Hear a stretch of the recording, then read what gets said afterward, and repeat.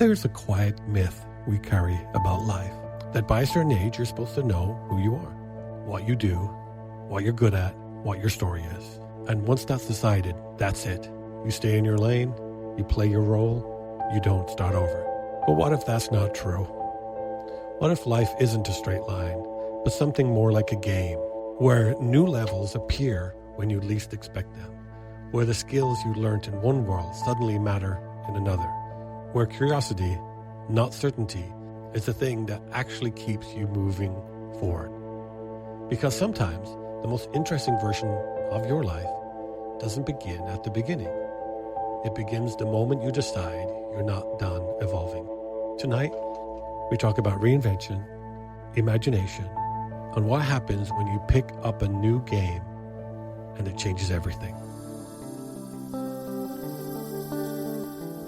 Welcome to Spirit Talk Show, Bedtime Stories for Grown-Ups. I'm Doyle, I'm here with Howie, and tonight's guest is living proof that creativity doesn't come with an expiration date. Richard Sparks, an English-born writer now based in Los Angeles, and author of the new rock fantasy series stories inspired by strategy, challenge, and community, all shaped by an unexpected discovery of gaming later in life. But his creative journey didn't start there. Early in his career, Richard was writing comedy for some of the most iconic British shows, including Not the 9 O'Clock News and The Secret Policeman's Ball, working alongside legends like Rowan Atkinson and John Cleese. And somewhere between those worlds, comedy and fantasy, stage and story, structure and play, he found something that connects it all: curiosity. Richard's work explores what happens when you allow yourself to evolve, to take risks, to try something new, and to follow creativity into unexpected places. Whether it's writing jokes for live audiences or building entire worlds inspired by gaming culture, he reminds us that reinvention isn't something reserved for the young. It's something available anytime you're willing to begin again. Tonight we talk about storytelling, about creativity across different worlds, and about what it means to level up, not just in games, but in life. So there we are. Thank you. How you doing? I'm great. Thank you so much for coming on. I'm trying not to be too much of a fanboy because I grew up in Ireland and I grew up watching the young ones, Red Dwarf, Blackadder, Only Fools and Horses. I don't know if you worked on any of these, but I'll try not to be too... some of them. I try not... My dad, who still lives in Ireland, quotes like Only Fools and Horses, like Del Boy is like his idol. The writer of that, I can't even remember the writer's name. Very good. Rick Mayal and Edmondson, I gave them their first big job. Oh, wow. Back in 1981. They were young comedians from the Comedy Store. Mm-hmm. And say they were the beginning of the alternative comedians in England, following the American alternative comedians, the Richard Pryors and Steve Martins. And I saw them and I thought they were great, but I didn't have room for them because we were doing all these charity shows with lots of comedians and musicians like, Neil Innes and Ian Dury and Elvis Costello. I'm trying to think of Stefan Grappelli, the amazing jazz violinist. And lots of comedians. It was like a 4-hour show. So I invited Rick to come along to do a piece. And, of course, Adrian Edmondson arrived first. So, no, you're coming too, are you? Jolly good, So they did one of their double act things. And that was the first time they were seen on TV. It was before the young ones. But they were great. And, I wrote a rock video that Rick was in. Wow. The band, The Art of Noise. I know Rick tried to come to... his first movie debut in the United States didn't go so well for him. What was it called? No, I think he was homesick. I don't know. It was Phoebe Cates or someone was in it. Was it Drop Dead Fred or one of those? I think things? that was it. It was Drop Dead Fred. And by the way, I'm here with Howie and talking about violinist. He owns he's a violist himself. He does. So you know Stefan Grappelli? I've heard the name, but unfortunately, I haven't heard any of his music. Well, I'm absolutely extraordinary. Yeah, I should check it out. Go onto YouTube and listen to his version of Lady Be Good. He was the original Hot Club of Paris, the Hot Club de Paris in the 20s and 30s with Django Reinhardt on guitar. Okay. And it was a quartet. Stefan was the... it's a wonderful story. This was 1981. It was the year of the disabled in England. Yeah. So we were doing a charity show for MenCap, the mentally disabled charity. and Stefan agreed to be in it, and he came along, and we had, instead of having all the rock and rollers bring their own band, which would have meant setting up, we had a band of really good, top quality English studio musicians, London, the best guys. Wow. Nico Ramsden was the guitar player, and so they backed up everybody, like Ian Dury, who I mentioned, Elvis Costello, they all had this band playing behind them.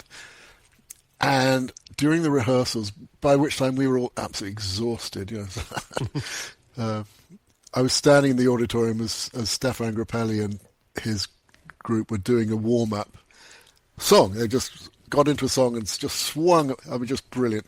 And I just realized somebody had materialized in the auditorium way at the back, in this empty auditorium.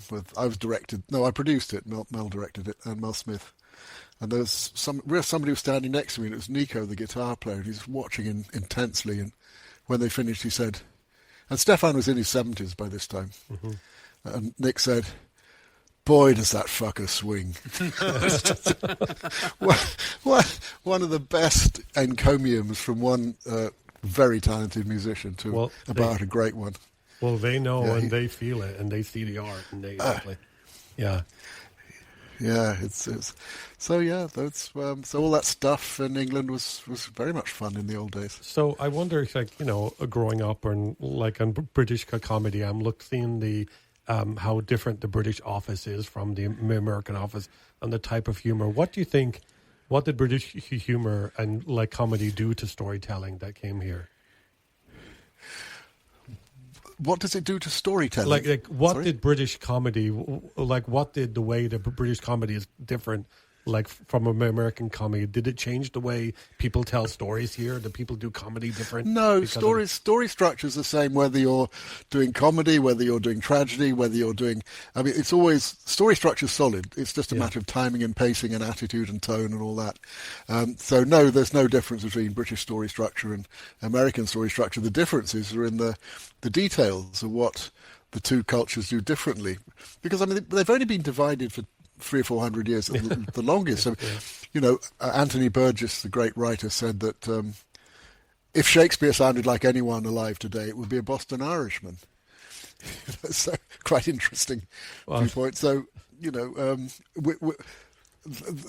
the same but different. Something like some comedians go over to England and to America and try and conquer it. And these were mainly the old-fashioned working-class stand-up comedians like Bruce Forsyth. Never made it. Rick didn't make it, really. Rowan Atkinson did a successful run in New York in the early days.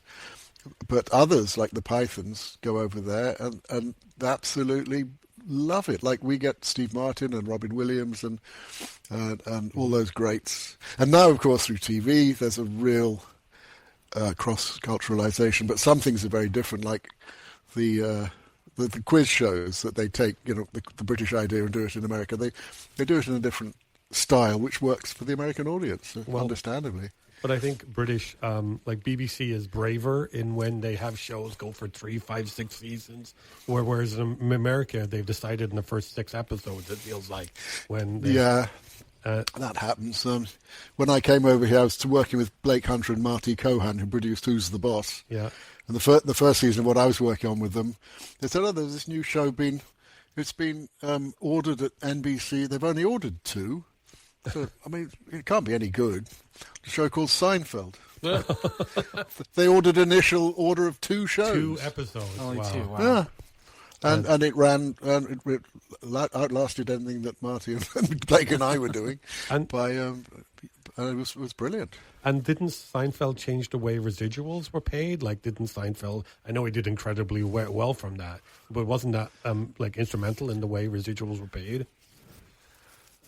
To some extent, but residuals... I mean, if you look at Norman Lear's career, no. And Johnny Spate, the English writer, got very nice residuals for when his show, Till Death Us Do Part, was brought to America and turned into All in the Family. Yeah. It was a huge hit. So, yes, I mean, normally if you get a sensible agent, the networks are happy, or they were in those days, happy to give you a piece of the action because you deserved it.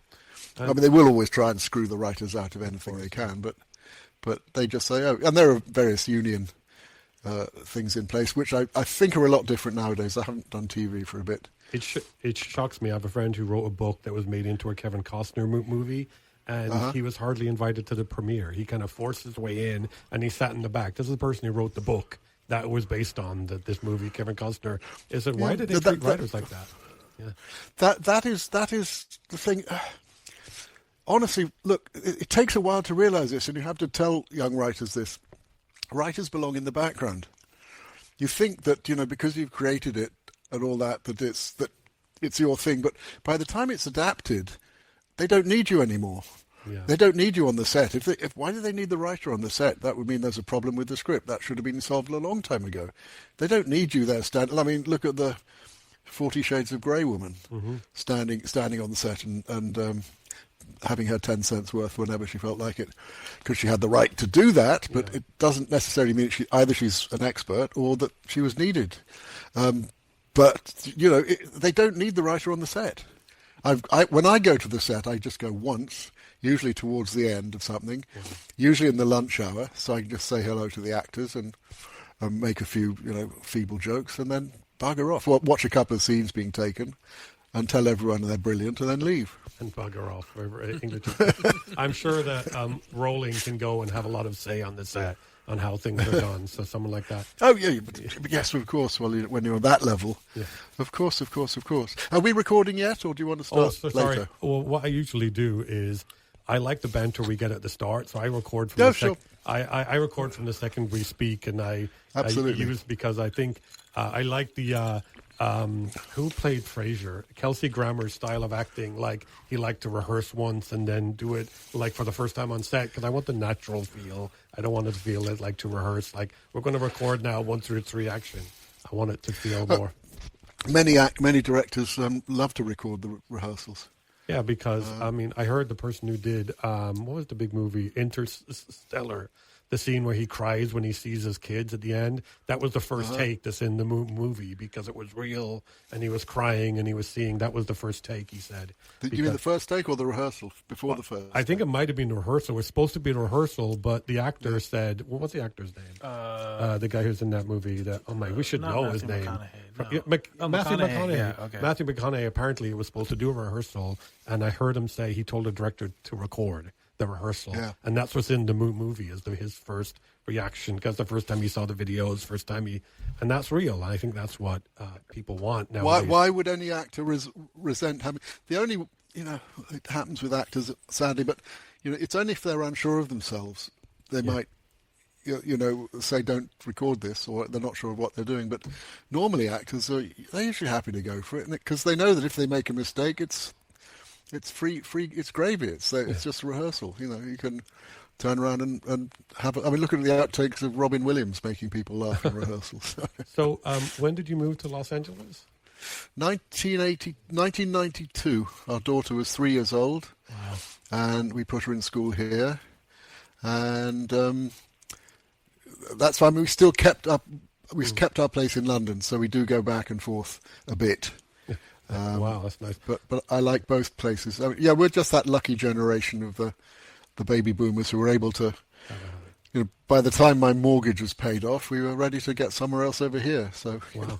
Well, I have a house, but and I lived in Hollywood too from 96 to 98. I did the Hollywood thing. I went to film school. I worked for BBC for a while. I did the Hollywood thing, and the people who I felt treated me nice were the people who were more sure of themselves, and they were good actors, and they didn't have to prove anything. They were the one who treated well. But the people who were kind of insecure were not very pleasant to be around at times.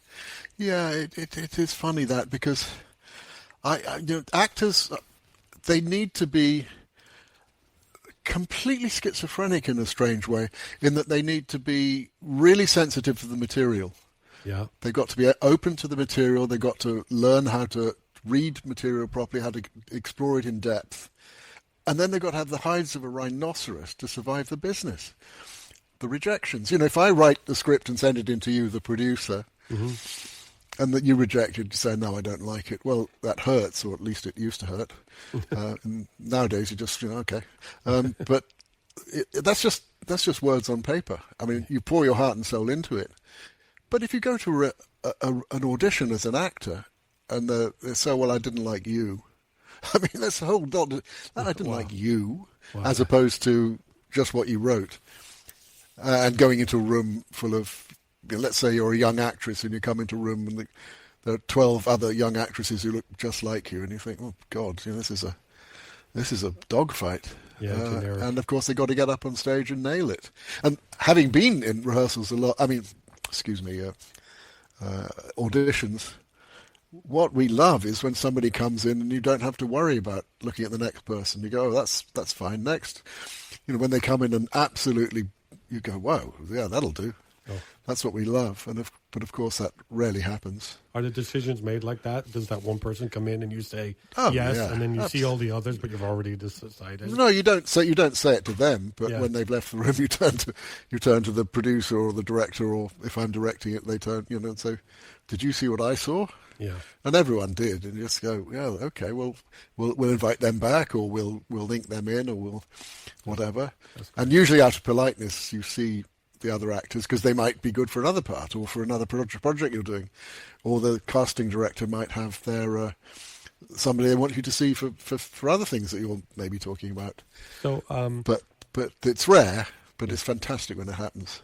I'm sure there's a few people. I just saw the other day, I don't know why, I saw Robert Downey's audition tape for Iron Man. Because if you remember at the time, he was pretty much on his uppers in Hollywood. Yeah. He'd had a bad run. I think he'd had a drugs problem, was it, or drink or something? In rehab, yeah. Oh right, okay. And I always thought he was a wonderful actor, but he just sort of slightly disappeared. And he came in and he did this audition, and he just nailed it. You go, oh, so that's lovely to see because he was great in that part. He genuinely, I see people like him, and I want to ask you about like Rowan Atkinson, John Cleese. These people, they present as really nice people, pleasant to people, or people around. So what can you tell us about these people? Uh-oh.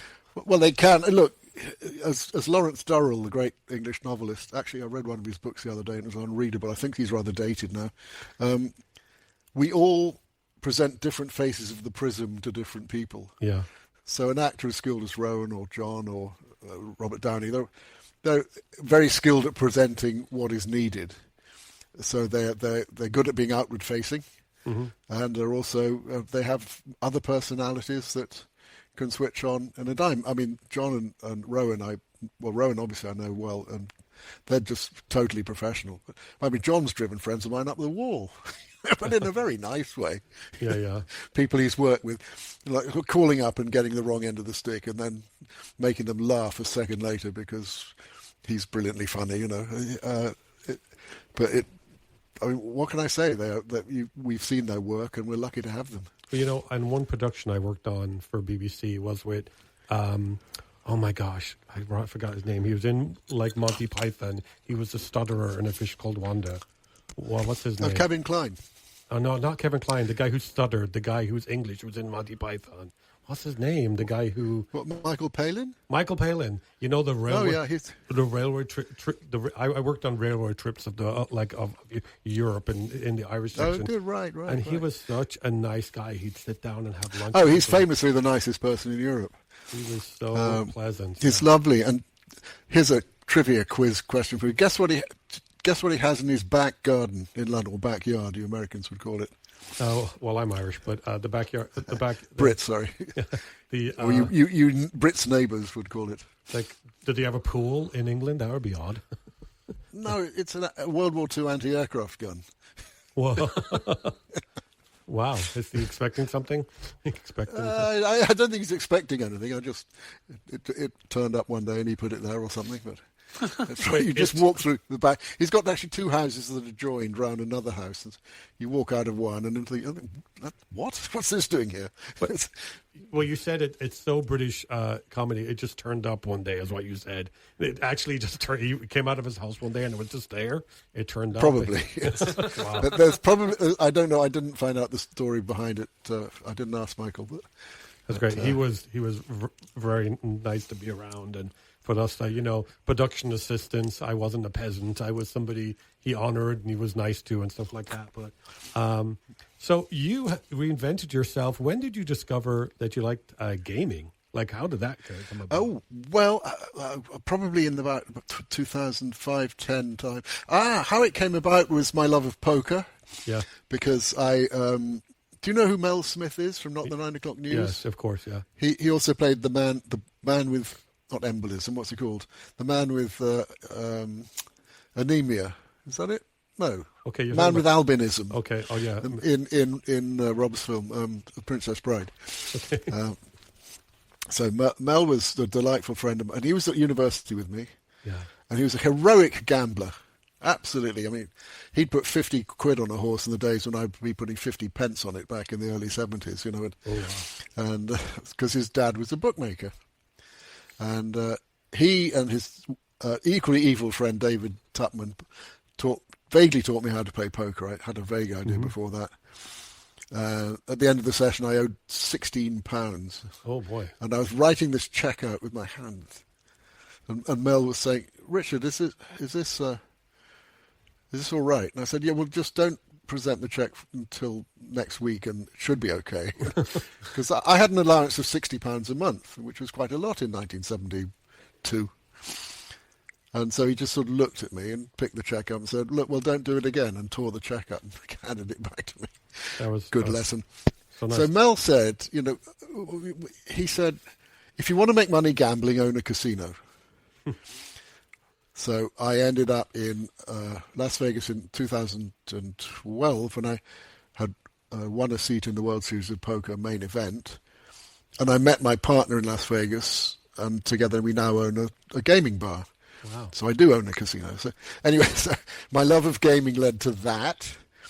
My love of poker led to that. Is now I don't have any interest in gambling because I'm on the right side of the odds with owning the bar.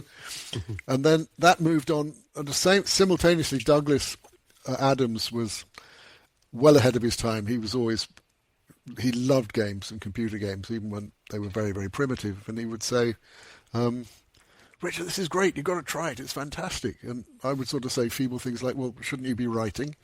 Yeah. Because he was always late with his books. In fact, one time his agent invited him to lunch a long way out of London in the country, and Douglas eventually got to the hotel and said, "Oh, he's up at the receptionist sent him up to the room," and his agent locked him in the room, said, "You're not coming out till you've delivered this book." And Douglas was out within 9 days because he didn't want to be there any longer. So we were always teasing him about, shouldn't he be writing? Anyway, well, I do. He was always telling me that gaming was fantastic, and I discovered internet gaming around 2010, and I just thought, "Oh, Douglas was right, ahead of his time as always."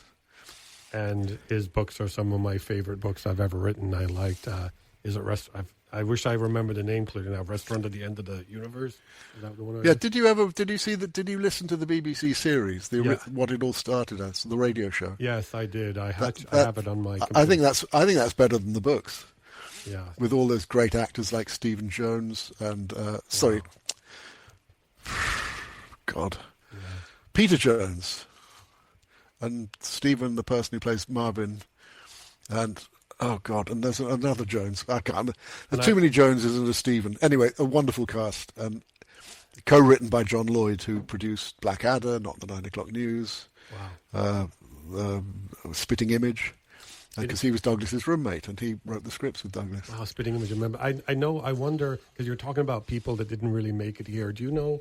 Howie, do you know who Bruce Forsyth is? Do you remember that name? No. See, they was huge in England, but he knows who Cilla Black is for sure. I know Cilla Black. He knows who Cilla Black, but it's funny that these people that I know so well, like Cliff Richard, didn't even make it here so much. I mean, no. I mean, a lot of it's really much. I think it's a lot to do with the university humour of the things like the Harvard Sneaky Pudding Club, whatever they're called, Hasty Pudding, is it?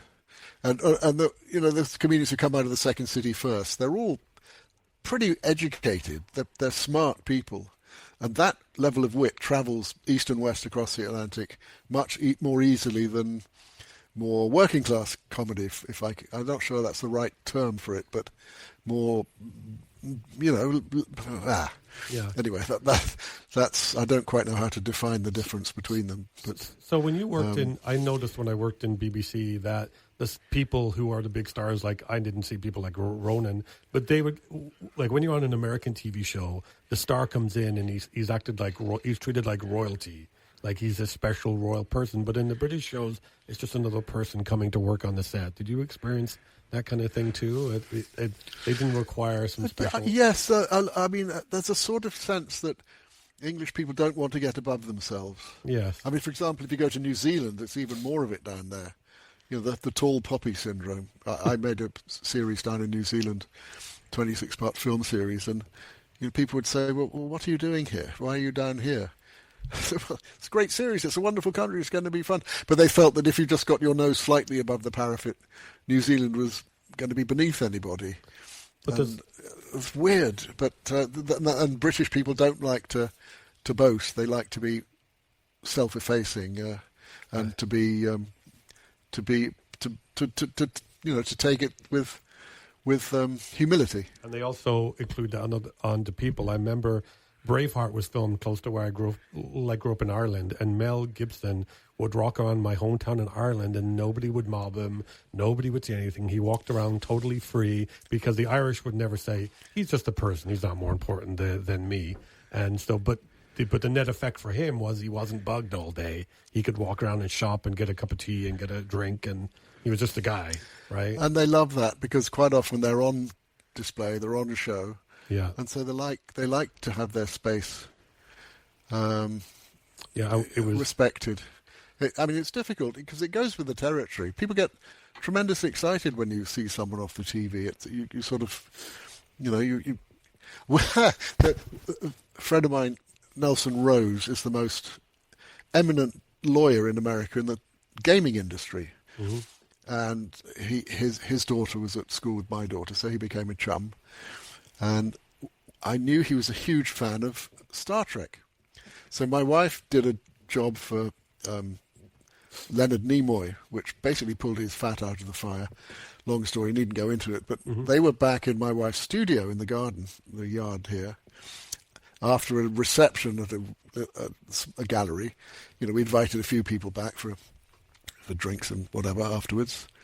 And when Nelson arrived, I didn't say anything. I said, oh, look, come with me, I just want to show you something. So we went out chatting about this, that, and the other, and into my wife's studio. And he saw Leonard Nimoy in front of him. He was, as I forgot to say, he's a huge Star Trek freak. Yeah. And when he saw Leonard Nimoy there, he rubbed his legs together and practically urinated down the inside of his trousers. It's sort of cringing. He was so pleased to see him. And Leonard was, being, hello, nice to meet you, sort of, couldn't have been more normal. And then when I took him back to the house, I said, you didn't tell me he was going to be there. Sort of, so even a lawyer at the top of his game gets starstruck, as we all do when you first meet stars. They're bigger than we are. I lived in Hollywood for a while. I used to work for some people who were kind of famous in their homes, and after a while I got kind of, okay, they're just people. But, we're big Star Trek fans too, by the way. Howie's birthday. Oh, yes. Yeah. Howie's birthday just passed, and he got a message from Nana Visitor. Yeah. Like, Cameo. I'm sure you've heard of Cameo, and that's a fresh, yeah. So he's like, so you got into gaming, and that moved. I got to meet Bill Shatner about 6 months ago. Year and a half ago. Oh, gosh. At a friend's house. Gosh, no. 94 and as sharp as a tack, so it was like a year and a half ago. Wow. It was lovely to meet him, because I was able to tell him how much I appreciated the writing of, oh my God, I can't remember anyone's name, but the man who wrote Boston Legal. It'll come back to me in a minute. I know what you're talking about. Just a superb script writer. And so we both were, fanning on how well that thing was written. Boston Legal was really good. I'm not a his big character, Denny Crane. David Kelly. Is that right? David Kelly is it. I'm not a big fan of sitcoms. I watch very few, but I watch Boston Legal because I wouldn't call it a sitcom. It was a comedy-ish drama. Spader and Shatner in that matching was really cool. That was a great. It was a great marriage. It was like Jeeves and Wooster, wasn't it? It was just a great, a great show. And So being like living here for almost 30 years, I still miss being able to go down to the chipper. I still miss being able to find a good cup of tea. Is there things like that you miss about not living? Of course, it sounds like you go back to England quite frequently. We do go back, about 90 days a year. Yes. Now I'm getting, into the end game of life. We think, where are we going to end up? And my wife said, we'll end up where the first one of us falls over. And then, of course, I had a medical issue in Seattle in the summer at WorldCon and went to hospital to get checked up. Everything fine. But she said, we're not going to end up in fucking Seattle. Well, anyway. Weather-wise, Seattle does feel a lot like Dublin and London because I lived in That London. is true. And weather-wise, it does feel homey in that sense. But okay. And the people are lovely. But I love Los Angeles. I love London. Either one of those will do me fine. Yeah, I love Los Angeles too. I used to live down there too, obviously. But I live up in Northern California now. But okay, so let's talk about the path of 80s comedy writer to getting into gambling. By the way, we just got back from Vegas ourselves last week. Did you see my money? I was there over the weekend and I left it all behind. Yes, well, we left a bit too, but we went to... we stayed in the Look store. We didn't know about your bar at the time. I wish we'd done our research beforehand. I will send you a link. Please do. No, I got my ass kicked. I played poker, and I just... It's all very well coming second. Yeah. I mean, but you really want to come last in a poker hand, but coming second is expensive. But when you get like three large hands that are all outdrawn, you're leading, you get the other guy all in on the... And then... we get outdrawn free, and I just thought, okay, this is not my day. So you just it goes with the territory. It sounds like an expensive day too. If you're second, It was definitely. Yeah, that's like. But I mean, I don't play for big stakes because that's I'm not good enough. I mean, my family used to gamble when we were kids at home, and it made me too stressed out. So I'm not a gambler. Yeah. I remember being a kid and playing. Games for 50 pence, and it was stressing me out because 50 pence when I was 7 was a fortune, Yes, it was. And yes, when I was 7 in 79, yeah, it was a fortune. So it was stressed me out. But let's talk about. So then you decided you went from this like gaming world because you play games like RPG games. What games do you play? Yes, that's the ones. Those are the ones that inspired my books. Yeah. And I wanted to lead into your books here, but talk about the games first. What are your favorite games that you play? Well, I like the sword and sorcery games. I don't really like horror stuff in either films or games. I don't like gore and blood. I like a nice adventure. Yeah. I mean, when I say nice, it can be grim and gritty, but it doesn't have to be totally twee and safe. And just one night I was in a group playing with 24 people all around the world, in our earphones, all chatting away. And I just thought, what would it really be like to be this guy, this heroic young battle mage with his magic staff, galloping around getting up to mischief?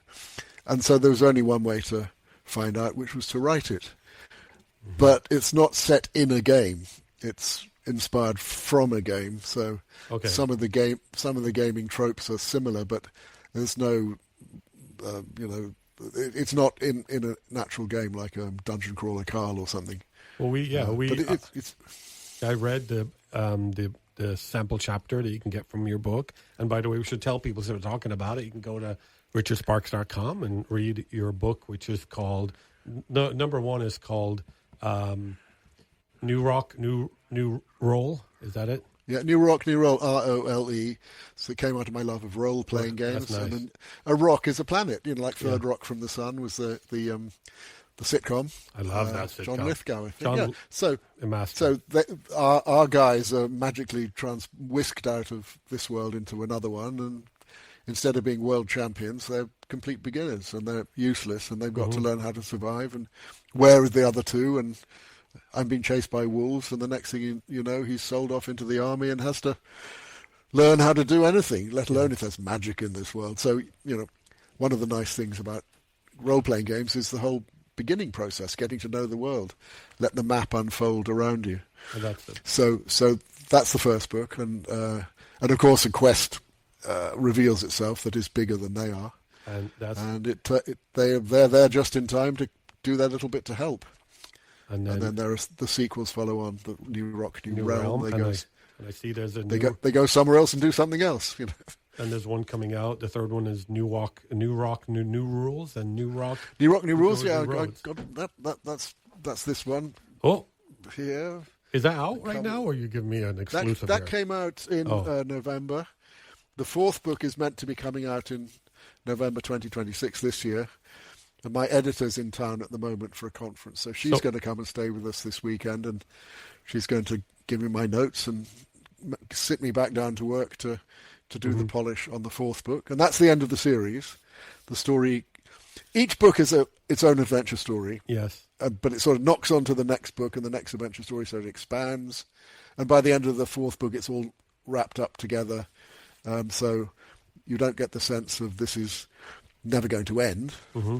I mean, there's plenty of availability for sequels. Yeah. Should I manage to think of a good idea? But this was interesting. Is that once I got to the end of the fourth book and realized that's landed, that's planted, that's done, that's good. Then I went on to write a fifth book, and I dropped it after a while because it wasn't as good as the others. And I'm not going to write anything that doesn't have that same standard. I thought, oh no, I figured out what was wrong with it. Yeah. And just thought, no, you don't need to keep, you've finished that, you don't need to keep flogging a horse that you've buried. Mm-hmm. Respectfully, it is dead, but it died an honourable death. You don't need to keep reviving it in order to, I had nothing to prove. Yeah. But sequels, for example, the grandchildren might have adventures, and then you start again with a whole new attitude in that world. That is one way it could go in the future, or short stories. But the main thing is it's wrapped up. So the third book is for sale now, right? The third book's out, yes, and the fourth book comes out towards Christmas. Somebody needs to update your website, because it looks like the third book isn't out according to your website. It looks like You're kidding me. It still says coming soon. Yeah. Giving you some, hey, I'm a tech guy. I'm saying it says, it shows that 1 and 2 are out, but in 3 has a curtain over it, and a blue curtain that says new book, new rock, new rules. But there's meant to be a reveal. I mean, did you press on the curtain and see if anything happened? No, nothing's happening on the curtain. Okay. I will write. Yeah. I will. That's not very good. I thought we'd put that to bed. I don't deal with all that. I let my assistant put it together. But the thing about the website is you can get the free sample chapters, and so if you like the feel of the world, you can get a taste of it, and then come on in and join us. Well, I wanted to ask you if you're open to. I downloaded your chapter. Would you be open to reading part of this chapter on this show tonight? What I did is a chapter from the new book, the third book, the one that I downloaded. Because I just had what was available on your website, but I found the chapter from. It's called. Let me open it up here. Sorry, it's called. It's from the. It looks like it's from New Rock, New Roll. It's 13. With the funny poem in it. Kalura, yeah. Yeah, Clara. That's fun. But I tell you what. If you haven't got book 3, one of the interesting things about book 3 is that I give you the answer to everything in chapter 9 out of 40 chapters, and you're looking, you go, yeah, well, I see what it says, but what does it mean? Out of nowhere. I mean, they're stuck. There's a problem that's arrived, and they've got to deal with it, and then they seem to be told the answer, which makes it. I could read that chapter if you would like something different. Yeah, I'd love if you were open to read that. I would love that, because we are a storytelling podcast, so reading stories is what we do, and telling. We do have some.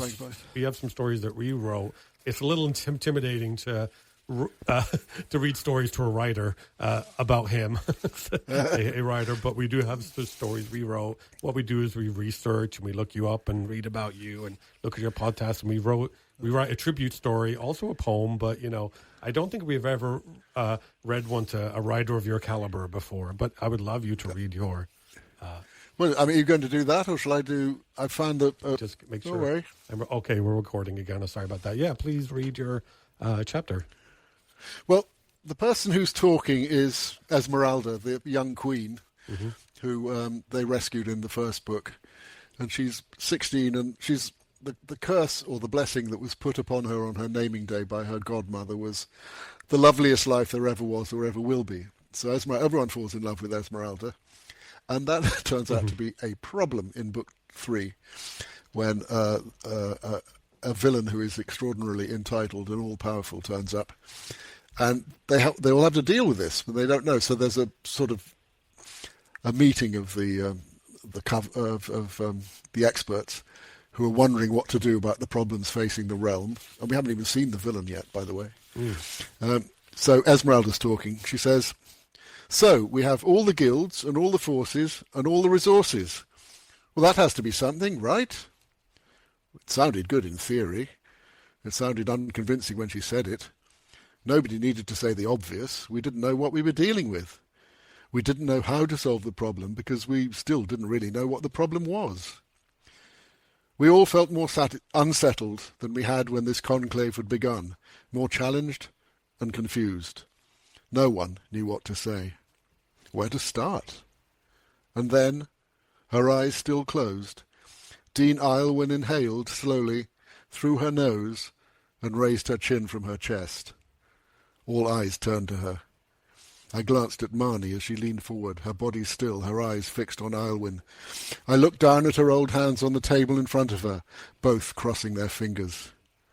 Aylwin spoke, her voice dry and weak, her eyes still closed. "Run and hide," she whispered.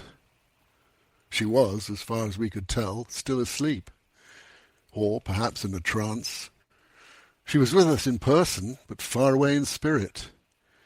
I knew that the others were thinking what I was thinking. Run and hide? Well, that fits the Wild Hunt. In the silence, Aylwin's chest rose and fell with her slow, deep breathing. My own, I could feel, was much shallower and twice as fast. Her face was a mask. Eventually her soft voice came again. "Hide and run," she echoed. Yes, that's what I did indeed. I hid and I ran. And if I hadn't, I wouldn't be here now. So now what? What happens next? We waited, our eyes fixed on her. Out of the corner of my eye, I noticed Marnie fidget. She was anxious for more. Clearly, she felt that this was important. Perhaps I realized that was why Aylwin was here. I knew nothing about her, beyond her title, Dean Auditory of the College of Law and Learning. Eventually, Aylwin said, "Don't assume." I thought, don't assume what? I had no idea. Aylwin spoke again. "Dead, reborn." In the silence that followed, I wondered, is that good? Is that bad? I didn't know how to make sense of what she was saying. In her chair, Aylwin stirred as if agitated, her mouth working, her eyes screwed tight. Eventually, the words came in a rush. "Wield the broom, sweep the sky, sound the horn, hue and cry." She broke off and coughed, agitated. Clearly every word had been a struggle for her. Her tongue slipped through her lips to moisten them. Something else was coming, we felt, but it didn't. All we heard were soft grunts coming from deep in her chest, as if she was listening to someone. She nodded as if she had heard and understood. Slowly she turned her old face towards me, her eyes still closed. A hand reached out towards me. When she spoke again, her tone was different, as if she was giving me specific steps, how to do what she was telling us needed to be done. "Unlock the rune." I tried to make sense of that. Unlock the rune? What does that mean? Runes are symbols, letters, written on parchment or carved into stone. Who locks runes? Is that even possible? How do you lock a rune? How do you unlock one? Observe the moon. Okay, yes, that I can do, but please, we need more. It seemed that I wasn't going to get more, and that was all she was going to say. Her chin dropped to her chest again, and her breathing settled and slowed. Eventually, I sensed the others around the table stirring as if they felt that the episode was over. It wasn't. "Assume the form," Aylwin mumbled into her chest as we strained to hear. "Unleash the storm in fire and flood and turn the tide. Again we waited and listened in suspense. The only sound in the room was Aylwyn's deep, steady breathing. Was that it? We waited. Slowly, Aylwyn raised her head again. Divide the blood, she added, nodding. Devour the sun. Let darkness fall and end it all. Behind her closed eyes, she seemed to be looking up for something above her, for further guidance, perhaps. It didn't come. After end it all, it seemed there was nothing more. She swallowed.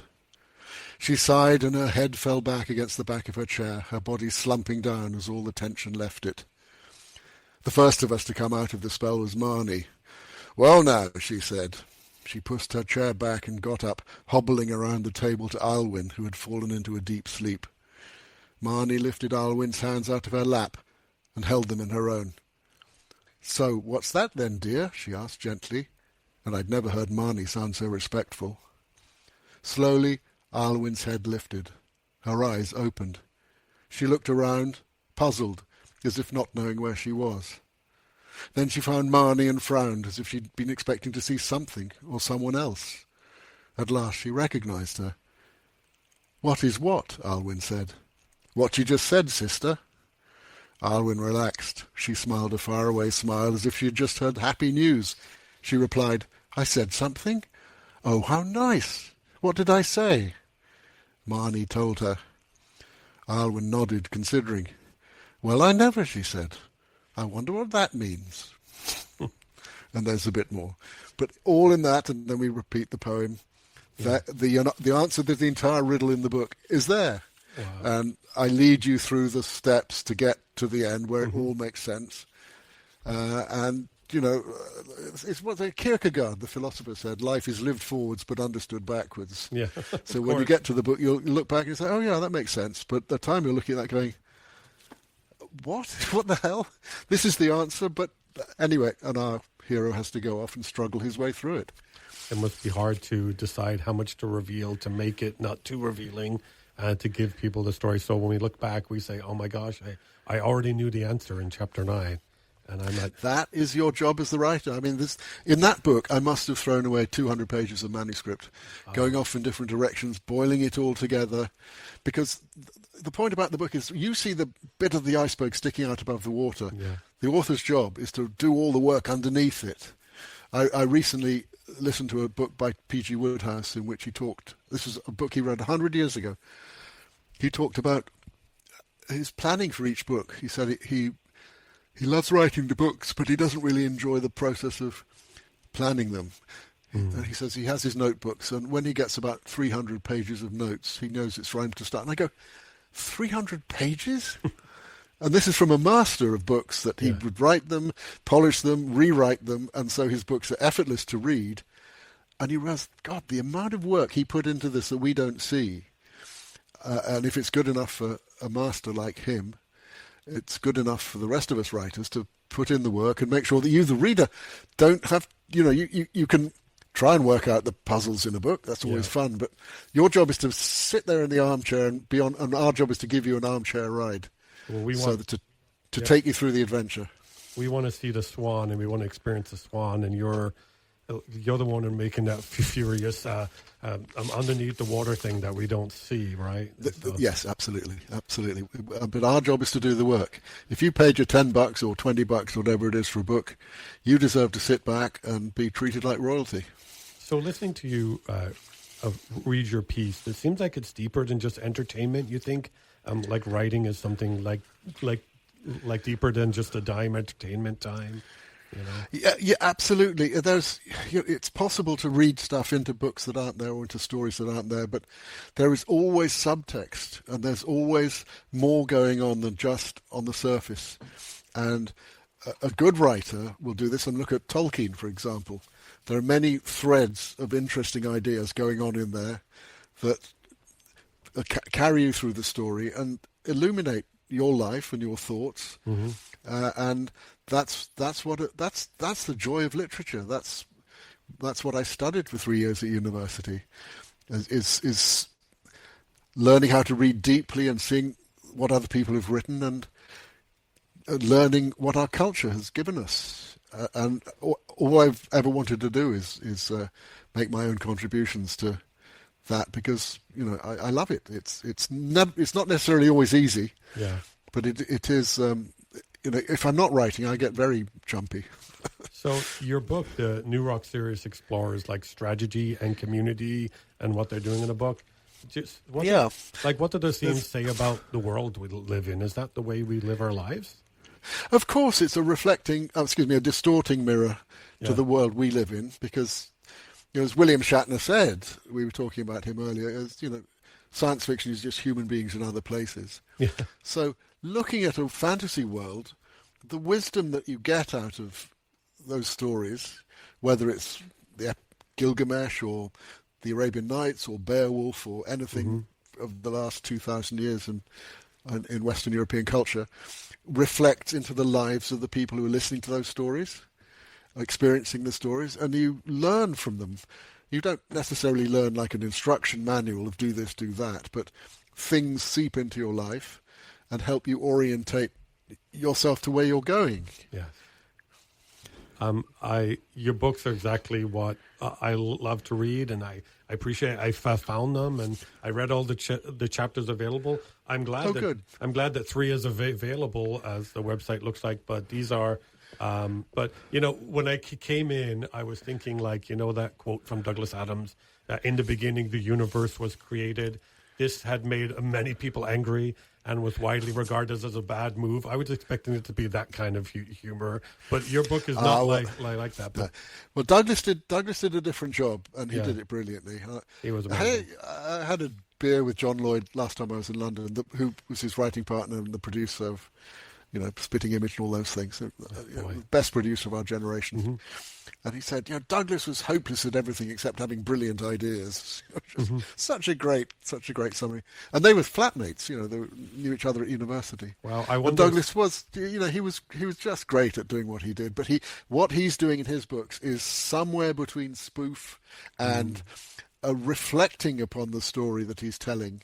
Yes. A slightly, I don't know. I don't think Terry Pratchett does the same thing, but Terry has a sense of standing off his stories sometimes, where he's kind of mocking them, and he's another, authentic genius of fantasy. Like Stephen Fry does that when he talks too. That it's very highbrow, but there's comedy and mocking and spoof in what he says too. Exactly. So there's all the depth. I mean, Stephen, is a polymath. And a delightful guy. And who was the? In fact, I'm going to name drop at you now, because I was at a conference in Seattle, I think, a year or so ago, and my wife and I went to sit in the audience of a panel, because it was about the British game QI, which Stephen chairs and John produced. So there were 4 people on stage, and they were sort of playing QI and talking about the show and like enjoying the whole thing. So I texted Stephen and John and said, I'm at a panel and have you got anything to say? And Stephen texted back something lovely. So at the end I just held up and said my finger and said, got a message for you, and read out his text saying, wish I was there or something. But no, he's delightful man, Stephen. Well, he seems delightful. And there's another famous British, I think he might have passed away, but he was a famous I think he might have been a famous atheist, or he always argued. What was that guy's name? I always see him in speeches with Stephen Fry. Christopher Hitchens. Oh, Christopher Hitchens. Yes, I phenomenal people, and people who speak truth when it hurts and truth when it I like. Yeah, he would hitch slap his opponents. Yeah, he was just the greatest. He is great. Yeah, wow. And you should read his autobiography. It's fascinating, because he was at Oxford University at the same time as I was, 2 years ahead of me, and he was 3 years, because he was a year ahead of Martin Amis. Martin Amis was in my college, so I knew Martin. Didn't know Hitchcock, but Hitchens. My wife met him in Venice at a conference. No, in Aspen, and Hitchens was just brilliant. He was on top of everything, but he did no work at the university. He was too busy, going on marches and being a committed man. Wanted to improve the universe. But what a mind! I mean, he's just amazing, brilliant. yeah. Just brilliant. I consume everything he has on. I'm trying not to be too like gushing and be a fanboy. You have Stephen Fry's phone number. You text Stephen Fry. You called Rob Reiner. You just called him your friend Rob. You know, you have this. Oh wealth God! How creepy of me. I'm just trying to talk about something people would know about. I suppose. Yeah, it's great. But they're all heroes. They're heroes of mine as well as friends. Yeah, they're. I mean, wow. So I wonder, how people in comedy, like I know Robin Williams famously had some darkness in his life, and is the like this. I don't think people really get the dichotomy of people who make you laugh. Sometimes can have dark places themselves. Is that of course, light doesn't work without shadow. Of course, Yeah, you go on. I think the last time I talked to Robin Williams was maybe not the last time, in 1984, here in LA, and it was the year of the Olympics. And I'd never met him, but we went, my wife and I went to the comedy store, or the comic strip, or whatever it's called, to watch comedians. Yeah. And Robin Williams was standing by the bar. And I'm going to drop another name at you, but my friend Peter Cook and we talked about comedians, and I said Robin Williams was great. He said, "Oh, he's a friend of mine. If you ever meet him, say hello from me." So I plucked out the courage to go to Robin, who was just standing at the bar by himself, and said, "I'm a friend of Peter Cook's," and he says hello, and are you performing tonight? Because he says you're great or whatever, and he says, "Oh well, no, I've already been on," and then he sort of looked around and said, "Well, look, just don't tell anyone, okay? But I'm going to come back tomorrow and do another set." So this is when he was already very well known from Mork and Mindy. So he didn't publicise his appearances because he didn't want big crowds. He wanted to go and try stuff out in a small room. Yeah. So my wife and I told everyone we knew in Hollywood, which was one couple, and a school friend of hers from New York, and her husband. And so we went the next night and we got a table, and it was a classic setup of, this is late 1984, as I said, so there's some poor girl on stage dying and being, this a room of maybe 30 people. And it was the days when the comedian would say things like, "Hi, is anyone here from the Valley?" And wait for a response and do that, rather than having a set where they just nailed the audience like people do now.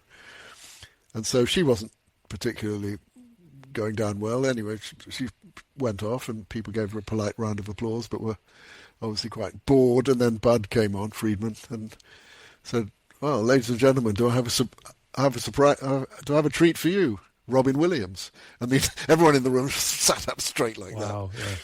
And on he came, and he didn't use a microphone. Yeah. And it was the Olympics. So he busked. By that, in England, that means make stuff up as he went along. Ad-libbed a whole lot of stuff about the Olympics. And he ended up combining the Pakistani baseball base stealing and hubcap stealing team, running around the auditorium, using silly cod Pakistani accents, stealing hubcaps, stealing bases, throwing people out, playing all the parts, charging around the auditorium. And, I don't think I've ever been in such pain before or since. I know everyone was just absolutely doubled up. So when you're in the presence of a performer who can do that to you, they're absolutely the real thing. And then afterwards, I said, that was great, thank you. And he'd sort of, "Oh, thank you." He sort of went back down again into a sort of quiet little person. Rowan is the same. He's off stage. He's very, he's a scientist. He's an electrical engineer. He's a car freak. On stage, he's a force of nature. Yeah. So how can anyone be on all the time? I would think it's impossible. Well, I know, but when the people, all they see of them is the persona that they play on the TV, and then people think they know you when they see you, I'm sure, because of the character that you play. Yeah. That definitely is true for the actors, yes. And but I think they learn to handle it and to have. I mean, one person who's great at it, not that I've ever met him, is Tom Cruise. He'll give, and just all the time in the world to people in the street when he meets them. He's wow, very generous with his time, and he's the biggest star of our lifetime. Wow. So, if you will, it's a bit intimidating to read a story we wrote to a writer, but if you go ahead. If you will endure us, we're going to have. I have to say this because Howie actually has fans, and I said we have 100,000 people listening a month, and people write to me and say we want to hear the sultry voice of Howie, and so that's what they want now. Because I called it that a few times, and now that's going to become his persona now. So the sultry voice of Howie is going to read the tribute story we wrote about Richard Sparks. Okay, so here it is. All right. The second game. There's a moment in life when you think you've already played your best hand. You've built a career, found your rhythm, learned the rules of the world you're in.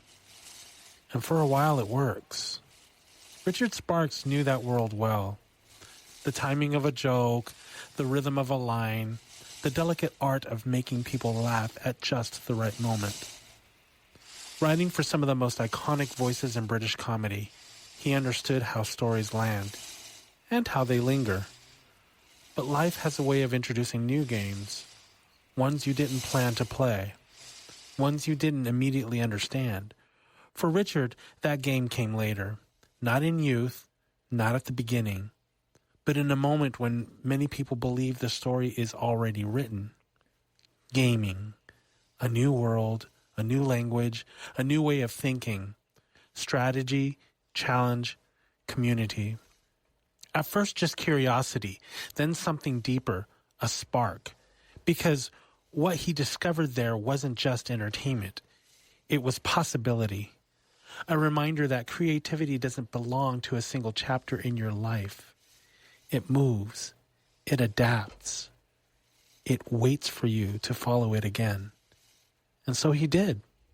From comedy stages to imagined worlds, from punchlines to epic journeys, from scripts to stories that unfold across entire landscapes. The New Rock series wasn't just a new project. It was a new level. A place where everything he had learned, timing, structure, character, humor, could live again, but in a different form. Because here's the quiet truth Richard embodies. You don't outgrow creativity. You outgrow the boxes you put it in. And when you allow yourself to begin again, not from scratch, but from experience, something remarkable happens. The past doesn't disappear. It evolves.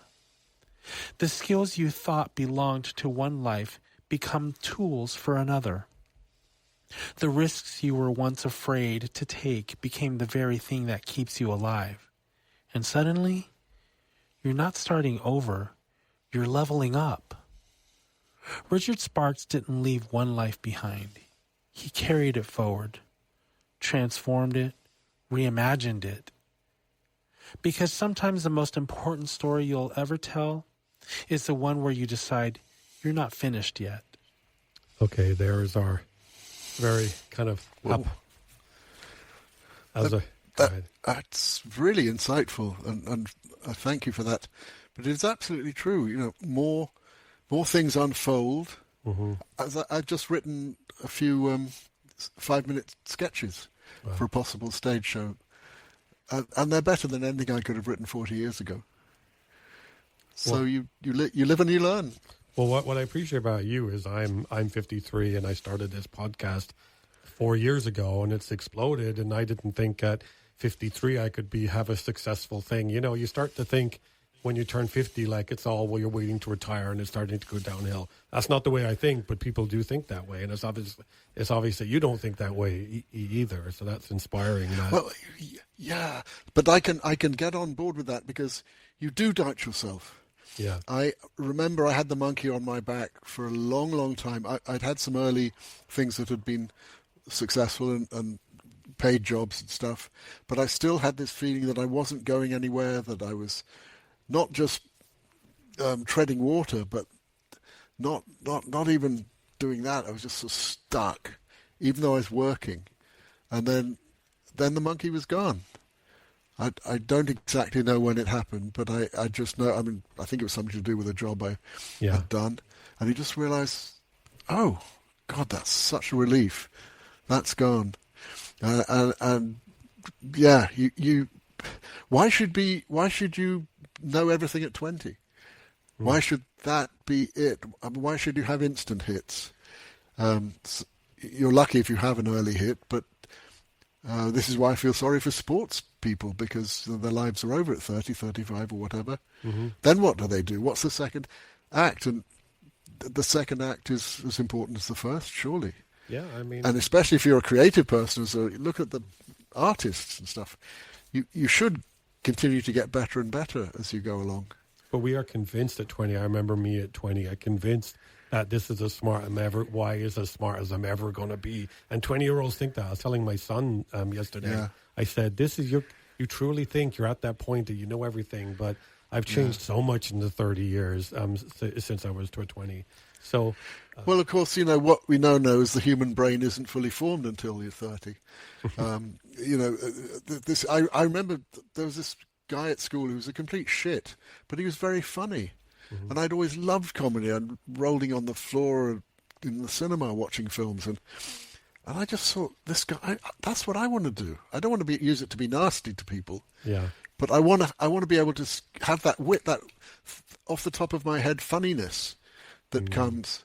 And so you work on it. When you're 13 and 14, your brain's adaptable, and I got it. Yeah. I mean, I'll give you an example. Is when the first time I met John Cleese was 1979. Rowan Atkinson and I and Richard Curtis, Peter Wilson and his wife Elspeth, the three of them were in it. Richard was the other writer. And it was not a very successful show in a small theatre in London. John Cleese and Martin Lewis, the producers, saw the show. Everyone had heard that Rowan was the next best thing. And so, but the sketch that I wrote for Rowan, the schoolmaster sketch, was the best thing in it. And so I got a call from Rowan a year later, and he said, "John Cleese has just rung. He wants me to be in his new comedy show, and can I do the schoolmaster sketch?" So I said, "Yeah, of course." So we met in a pub, and then we walked down to the theatre for the afternoon rehearsal at Her Majesty's, and Rowan took me up on stage when whatever was on stage stopped being rehearsed and introduced me to John Cleese. And Cleese was, 9 foot tall and I'm 5'9", and he shook my hand and looked down and he said, "Your face looks vaguely familiar." Cleese.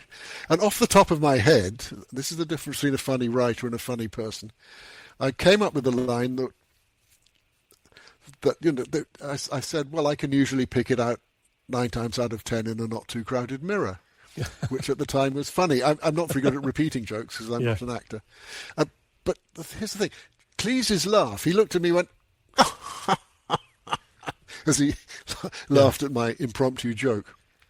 His joke made me laugh more than my funny line made him laugh, because he's a funny guy. Yeah. He's just a funny, he's a great clown. And so when somebody like that delivers, it's much better than when somebody like me, who can write stuff but isn't a funny performer.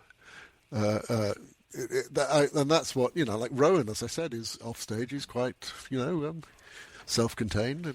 But I imagine put him on stage and he switches on like a 1,000-watt light bulb. But imagine when people like Rowan and John Cleese and Robin Williams stood on the stage, people had the expectation of them being funny too, so they are ready. This person is going to be funny. So people go in with that mindset too, that this person is going to be. And of course, they are talented and funny also, but yeah, I mean I'm a huge Billy Strings fan. I don't know if you know anything about bluegrass music and modern music, but I mean Billy Strings is the young genius of bluegrass and rock and roll these days, and so I've been to see him like 4 times live, and the audience is full of people who follow him all over the world, and we're all there because we love him. And he sells out 20,000-30,000 seat. I've just managed to score 4 tickets for August in LA. I'm thrilled about that. But when you go to see somebody you really are a fan of, I mean, you're halfway to heaven already, and all they have to do is deliver. If you go and see somebody you've never heard of, you're sort of more, well, come on then, make me laugh. So one of the biggest blue string concerts in Northern California and goes on in Plymouth, which is steps from my house, right. in a fairground. And if you ever come up to Northern California, I've got a beautiful Airbnb you can stay in. Steps from where they play. A bluegrass. A huge bluegrass festival is in Plymouth, California. I think it's September. Really? It's about September. I haven't been up to that one. I mean, I play the 5-string banjo, although I haven't actually played it for a couple of years. I've since I started writing the books, I've rather let it drop. But I love bluegrass, but That's Billy cool. Strings, he'll start off playing a bluegrass song, and like 5 minutes later he's in a Grateful Dead number, and then he's coming out of a Pink Floyd number, and then he's back. I mean, he's just extraordinary. It's heaven. So it's not just purist bluegrass that I love. So anything good is great. Great, you got such a wealth of does your wife keep up with you? Is it just one child you have? Or do your family keep up? We have the one child. Yes, she said after it was quite a long birth in England, they don't rush the childbirth. She said, I'm not doing that again. So we just had one, and we got a very nice daughter, I'm thrilled to say. But I mean, we do everything together. We travel a lot, and she hasn't been to see a Billy Strings concert because she doesn't really like to go out into crowds, what with COVID and all that. But usually we go to see shows together. So looking back on your life, what do you think is the biggest risk you took? Biggest risk? Well, apart from stupid things I did when I was driving cars as a young man, taking on the wrong side of the road. I got my first job after 9 months after leaving university. I finally got a job. I mean, I really didn't want one. I think that's why I was sort of being a taxi driver. Anyway, I got a job in television in Wales. Mm-hmm. And after the first year, I signed up for another year thinking I can't just have a job for 1 year. It won't look very good on my resume, my CV. And after about 2 weeks when I'd signed up for the second year, I thought, who am I kidding? I'm never going to have a resume. I'm never going to have it. This is hell. I don't like this. I was in TV writing the things the announcers say between programs and making trailers, and just generally felt like I was wasting my life. Yeah. I wanted to be a writer. So I just... Anyway, so I gave that job up and haven't had a job since. I've made a living with my pen. And some years have been great, and other years have been rather, living off the fat of the previous year. Because there are, like in the book writing world, you don't earn money off books the way you do off scripts. So for young writers, I always talk about, you have to really make a name for yourself if you're going to be able to live off writing books. It's a crowded scene.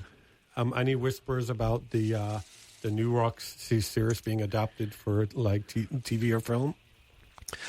Yes, there are. I sold the rights some years ago. They may have lapsed by now. When did the first book come out? Anyway, 2 or 3 years ago. The producer's in England. Yeah. And we were debating whether to go back and forth, whether it's film or TV. I've written the first book as a 2-hour film. And while it gallops along and it's a perfectly good 3-act structure, it leaves out a lot of the richness of the book.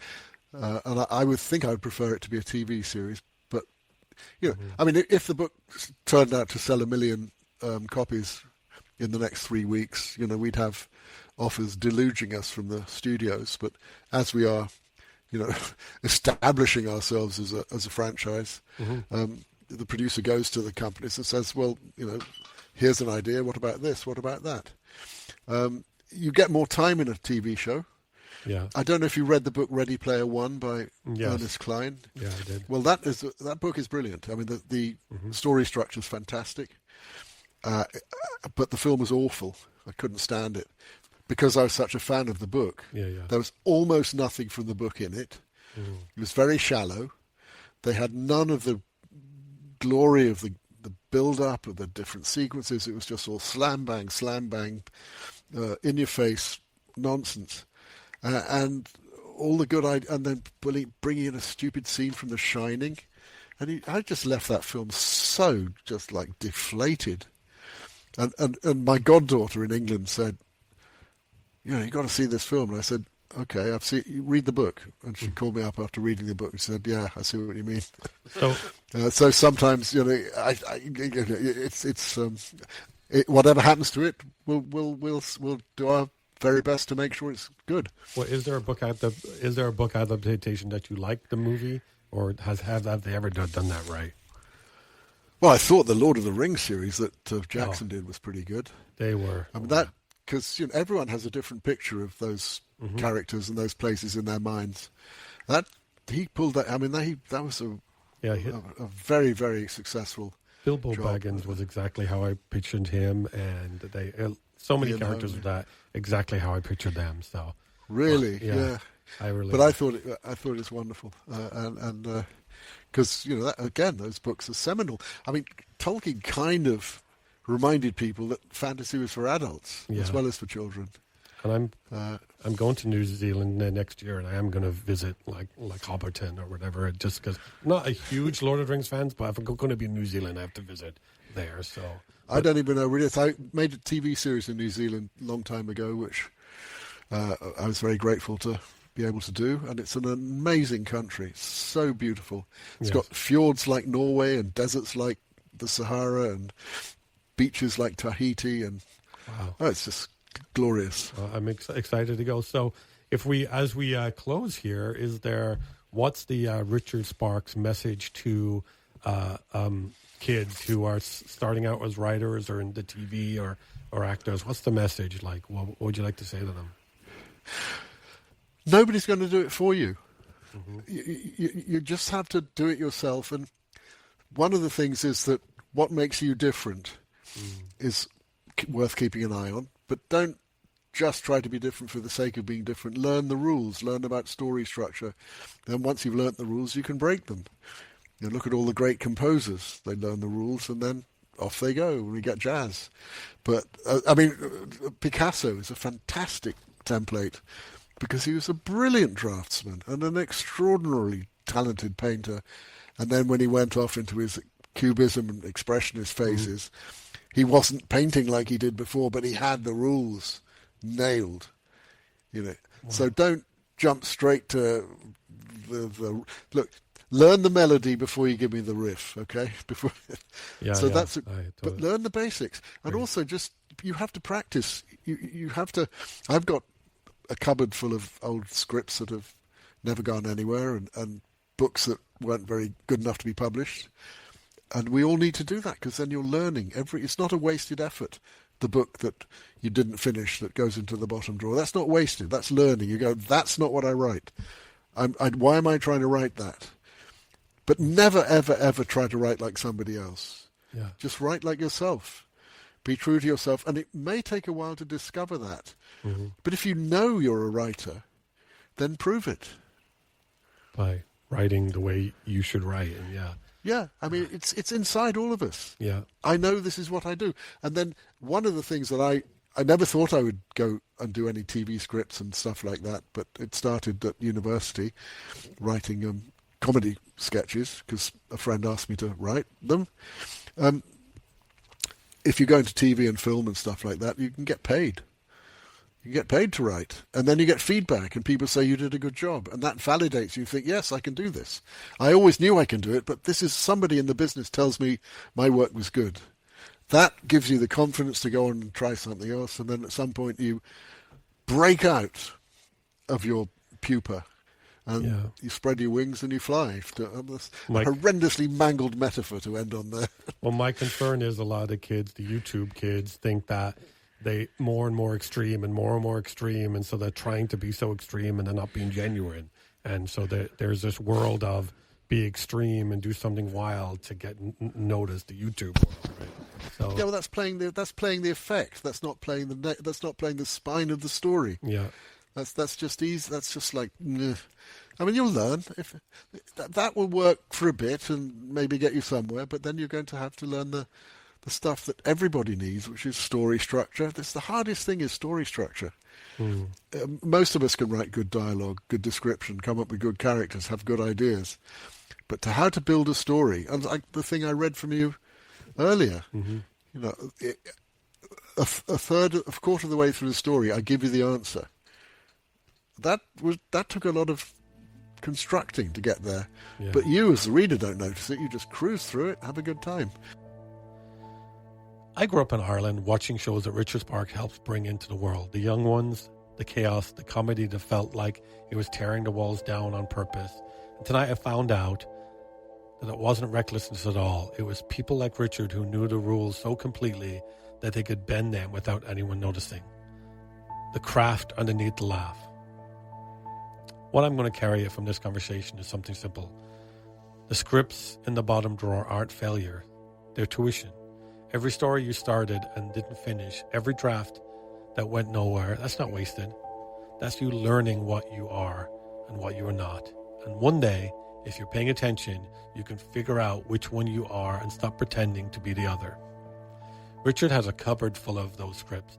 And he also has 50 years of television, a body of work that shaped comedy landscape for 2 continents, and a story about Stefan Grappelli that I will be thinking about for a very long time.